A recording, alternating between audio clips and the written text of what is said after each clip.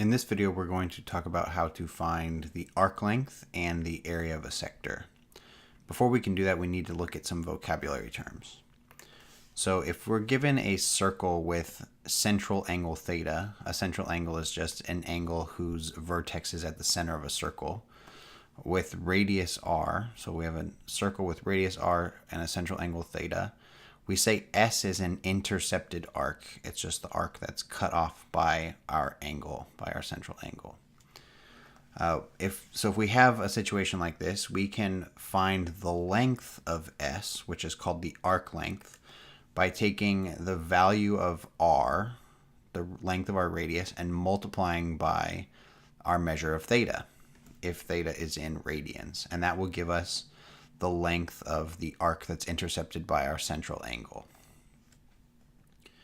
So let's take a look at using that formula to try and find our missing quantity. So we want to find the unknown quantity when we're given this information.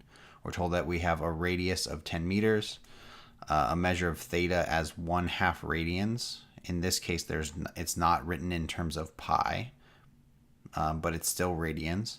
And then S is what we're looking for. So we're trying to find the arc length. So if you recall, we said that S was equal to R times theta as long as theta was in radians, which in this case it is. So we can just plug in the information that we know. So we know that the radius is 10 meters times our 1/2 radian. So then we get that S, our arc length, is going to be 5 meters. Our arc length is 5 meters.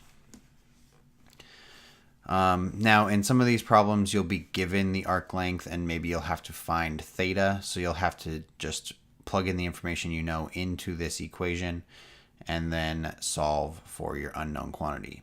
The key thing, the most important thing to remember is that theta must be in radians. That's where we make the most mistakes. So next, let's look at how to find the area of a sector.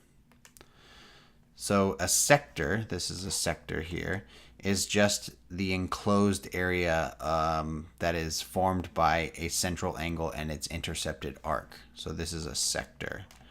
I like to think of sectors as like a slice of pizza or a slice of pie. So if we wanted to find the area of this region, then we would use this formula. Again, theta still must be in radians, but the area formula is, the area of a sector is equal to 1/2 the radius squared times theta. So again, the area of a sector is 1/2 the radius squared times theta.